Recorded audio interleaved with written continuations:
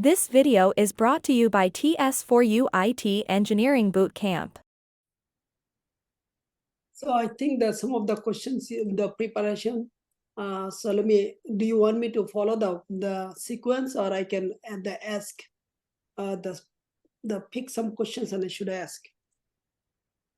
Yeah, you could ask the questions as you feel like. Sequentially, or the pick up some question and ask? No, I think it doesn't matter. You could ask me randomly. Sure. So why do we set up the automated response, and do you know how to do that? Yeah, so automation response are actually basically is sort of the professional way to make our email much more responsible. So whenever we get important messages or any kind of email, it is a kind of courtesy to reply back. Often we are not there to actually reply on time. So the automation reply kind of does that for us, behalf of us. So we could actually, there is a setting in the Gmail, we could do that, just write the message that we want to be automated when we get an email. So we could do it from the Google general setting. And we also have something called vacation setting as well, which is if you are on a vacation, we could write that message as well. So it's depend which one you want to really do it. Definitely, yeah. So how the important it is to track your interview journey through Excel. Do you know why you do this, and what are the some benefits doing so?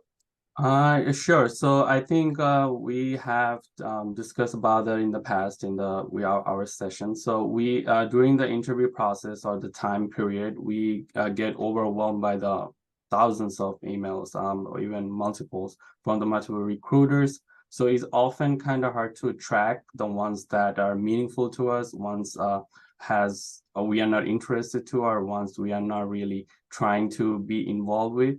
So that's how we could actually, the best way to actually best practice is to make a folder. We could do it on our Gmail, and also we could do it in a spreadsheet as well. So in the spreadsheet, if we track it, the ones that, okay, I'm interested in this job, so I'll make sure that goes to that particular column. So we could update, okay, this is where I should this particular email I should follow up, this one I don't need to follow up or I shouldn't worry about, and this one I should be in touch with. So breaking down or scheduling by dates, time, recruiter's name, all this information is meaningful, because then later or next day we could actually follow up based on the available ones that we are more into, or more resourceful. So you could connect and follow up those recruiters hotlines from our spreadsheet.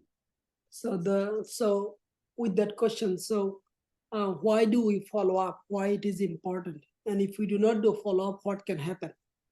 Yeah, so the first thing that comes to us is the professionalism. Even there, often it comes to a place that we are not really offered to that job, or maybe they are not being responsive. But in the industry, it is play a good role if you do that. Let's say you have been denied for this particular interview or particular job.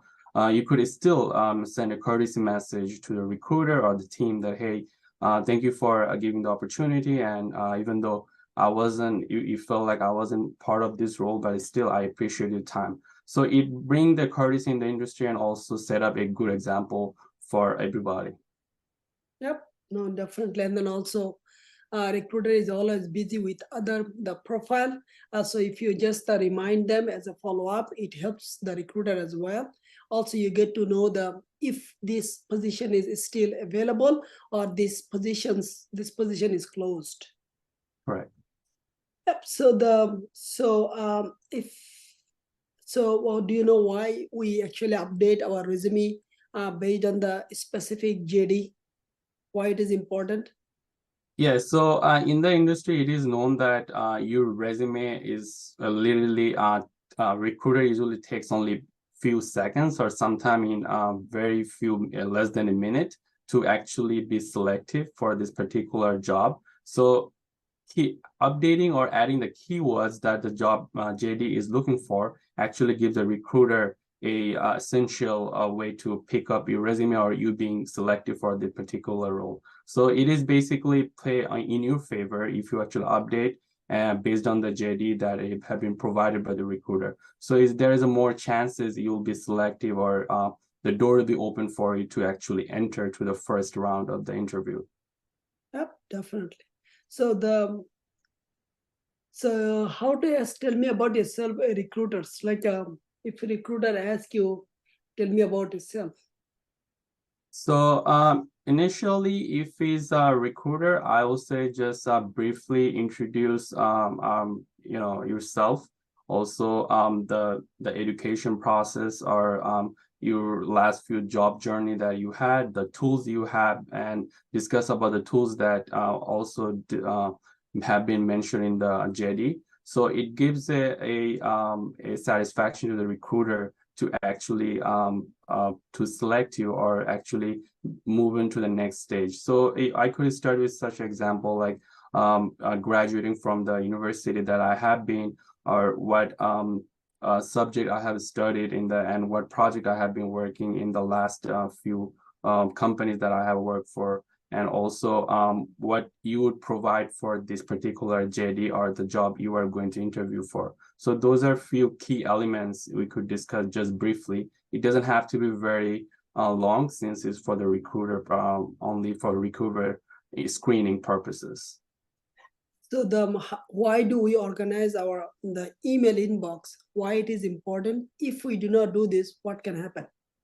Yeah, so this is the question kind of goes back to where earlier we talked about why we maintain the spreadsheet. So it is sort of the similar purpose. So we often get overwhelmed by the emails. So not every email is necessary to be related to us, and sometimes not everything is really solid or something that we are looking for. So creating those emails folders in the email section, it actually basically gives you a organized or like way to actually respond or check all the emails, the ones that are important to you and ones you that will follow up. So basically a process of organizing your email entire system inside in the box.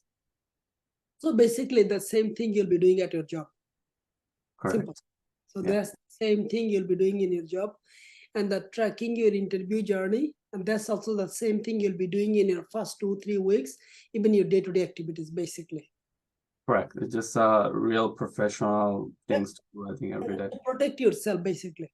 It's not only the professional, protect yourself, and instead of you remember everything on your mind, or you keep saying everything yourself, you keep things into documented approach, so you can share down the path. Okay. So there is the reason. So how to prepare yourself for a phone interview? What are some best practice? One of the best practice would be having as many as mock interviews you have, and one of the thing would be is going through the JD is very important, based on the JD and the requirements that are JD is asking for, going over all those tools, and also having some bullet points based on.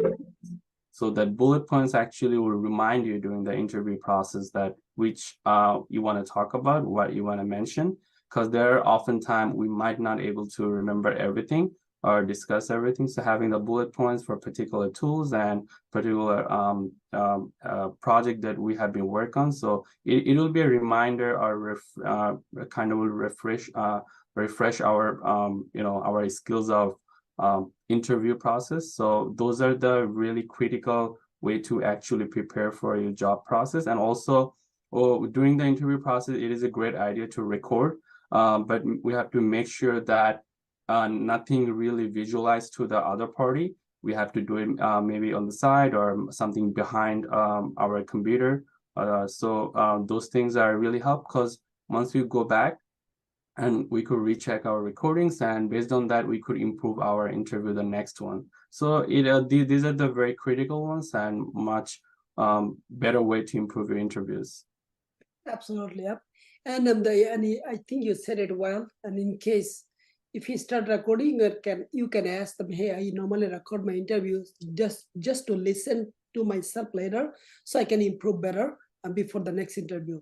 So if they say it is okay, then you can do so as well. There is no problem with that. All right. So when should you share your reference if someone asks you, and what are the best time and what is the best practice to share your reference information with other people? So sharing reference is very common in the industry and to the recruiter, but there is saying that everything has a time for everything, right? So in order to actually, if I have been asked for actually share my reference, I could simply say that like, hey, I'm interested. I'm very happy to share my reference number to you. But I'm much more interested to actually my interview journey and also the process of the interview. So I'm willing to provide you my reference number once I receive the job or the offer letter, and I will please you with all the details you have been asked and you have been requested, include the reference number. Absolutely, no, you're right. So have you created your like the new Gmail account, the Monster, Dice, Indeed, those account yet? So I haven't created the accounts for the job search accounts like related like Monster and Indeed, all that. But I have created the Gmail account. I use my first name and my date of birth, like only the date with my last name. So I try to make it more simple and professional, so it's easy to introduce to the recruiter. But I'm going to create the other accounts later on. Sure. So during your interview journey, I mean the interview phase, how important it is to have a very the disciplinary like the schedule, and if you do not have it, what can happen? Do you know? So in the professional world, disciplinary is pretty much everything, I'll say, because it is known as that everybody's time is valued and need to be learned how to value, right? So we need to make sure that we work with others' time, and others also just need to know they have to work with your time. So most of the in the professional world, most of the meetings and all the work places, the time is start between following by the Pacific time or Eastern time. So it could anything start from 9 to 5. So we have to be available, or I try to actually have to make her available during those time. It is known that most of the meetings or any kind of meeting or interview process usually takes in the morning to afternoon. So it is the best time to actually be schedule yourself or make yourself available during those time. It is a best practice to do. Oh. So how can you prepare yourself for the job market, and how important it is to be the best version of you when you are in the job market? So once we have to first thing we have to make ourselves very available for the market, which is mean that we have to be constantly active in the searching process.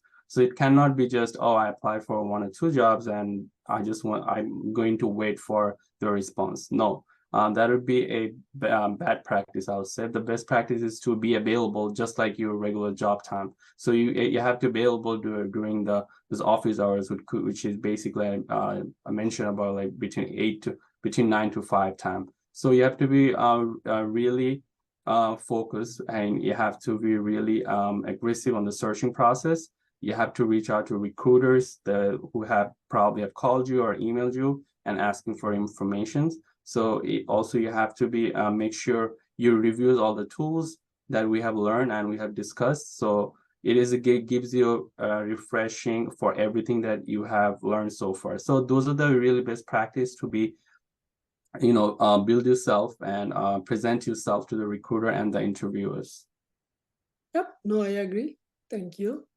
And then my next question is, if someone asks you to share your Git repo, what should be the answer? What type of repo you should share with them, and what type of repo you should not share with them? Sure. So there is no standardized that you should or shouldn't, but it is a best practice if you do, but there is some boundary should be taking place. So if you have worked with some companies and they have you have their repo, and it is very for security purposes or personal inquiry purposes, you shouldn't share in that case. So we have to in a courtesy with the courtesy we can decline that hey, I have a certain repo in my repository, so I'm not going to share with you. I'm willing to share with my Git repo for a personal and the security purpose of all other companies.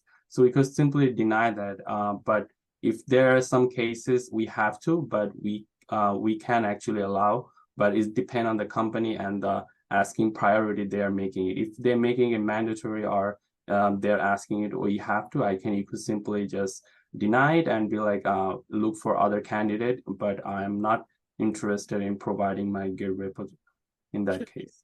So basically, if you, as you said it, you should not share your company proprietary information. What you can share is like when you make the great deployment, some complex deployment, some automated process, you yourself, like for your own the self development, the exploring new tools, some best practices, you can add them into your repo, and yes, you can actually share your repo to other people, so they will find out while beside his day-to-day job, he's actually exploring the new tools, he's learning new technologies, and the building some POC. So those help the recruiters or the hiring manager that what you do to the continuously the keep refreshing and the keep updating your skill set. Got it. So what is the best practices to use the LinkedIn? So LinkedIn is I think is today's hit. So a lot of usually there was a time we applied in a certain site to actually reach out to recruiter, but now it's a modern era. We could actually reach out to recruiters through the LinkedIn. So it's sort of a social structure place, a platform, just like we have a social a platform for connect with individual, and this is for the job purposes, the LinkedIn. So LinkedIn actually allows us to connect with the different company recruiters, and we could all directly interact with them, but with the courtesy, so we could also build our connection, which is a key word in that case. So we could simply have our LinkedIn update with our job specifics and the past, all the educations we had, all the companies we have worked for, and we reach out to more recruiters with the different companies, and we could actually simply with a courtesy and response to them, hey, I'm looking forward to work with you, or I'm trying to build a connection with you and your team. Please add me or follow up with me if you have any openings or any other interest you have in that with that person. Okay. Also, you can, if you post something, if you share somebody's post, all write a few sentences or your input about it, and then you should post some of the things about yourself, like hey, I'm actually exploring this and that tools, and this is my experience. I was having this and that issues, but actually have deep dive the issues. I did not give up. That's like you're kind of like sort of like a blog, right? you're telling your journey. At the same time, you show other people that you're learning a new tools, and you know how to actually go through the struggle, but you do not give up. So basically, you're answering your interview question at the same time. Okay. Because that's the way you keep the connection, and your connection knows what you're up to, what you're doing. So this is great. All right. Okay, so I have the last question. So if you do not have any skills and someone is looking for, how do you handle that question? Or if a job is looking for skills that you do not have currently, but you have the similar skills, other tools and process, what do you do with the resume, and how do you answer this question? Yeah, so it happens actually daily basis. I think not everyone has used or have learned everything, right? So there might be something you might be encountered that JD is asking or required. So in this case, the best practice is not to say no, that I haven't used it. It is the best things to say that I have heard about it, or I have used it or I have learned about it, or in the process of learning or something. But the best way to answer it, like, oh, I have used similar tools in the past and with the different like in my last project or previous two project, and we have something learned similar, but not exactly the same thing. But I'm eager to learn, and I'm a fast learner. So you kind of describe yourself that you are willing to learn and also willing to use that materials or the tool. And you kind of give them a hope, the other person, that you have some sort of idea about the particular tools, or you have used something similar, but you're not completely used it. So in that case, it shows the interviewer that you are eagerly learn the process, and you will actually would be good fit for their team, and you are willing to learn and advance yourself for their positions. So it always a good thing to not to say no, but just help them out to that you are willing to learn it. Yep. So also if you do not have some tool experience but they're looking for, you can simply like add those tools information in your resume. Just instead of saying experience, you will say exposure, and then you are actually planning to learn, and you are actually doing some POC to know the pros and cons. So those kind of like the 4 or 5 sentences, you can put it in your resume, because those are the point who will actually the high potential and the high chances for the recruiter and the hiring manager to call you for interviews. Okay. So exposure and Suppose is the a good word, yeah. exposing, exploring, and the planning to learn, and the doing some POC to find out the best practices and the advantage, disadvantage with the other tool. Those are very important things actually. Okay. Okay, yeah. It's Like actually good keywords, yeah. yeah, some of the core responsibility being the DevOps Cloud Ops engineer. Okay. I think I do not have any other questions. So you are good for me. Do you have any question for me? I mean, as a recruiter, I would like to ask whether I'm just saying it, I would like to know the job reference, like what the JD is, if the company is if the job is remote or hybrid, and also would like to know whether whether any other openings are anybody else being interviewed for these positions, and how big is the team. I would like to know, I mean, the reason I'm saying it, because I know you're supposed to ask a recruiter some related questions, so those are the questions I would like to ask in the future. Yes, so I think, yeah. So you should normally ask the recruiter if this is a new position, and then or how big the team size, if the recruiter knows how many people this recruiting company has placed, if it is a contracting role, and then how the company culture, if the recruiter knows. And so those kind of questions you should ask the recruiter. So it shows that you are interested and you are curious, and how many round of interview about, and does the recruiter have any list of the best practices, the questions that to do better in the interview. So many recruiter has those. They will help you. I think these are the best practices you should follow. Yeah, basically just don't say I don't have any question, right? That is true. Just do not say that. Those are not the good practice.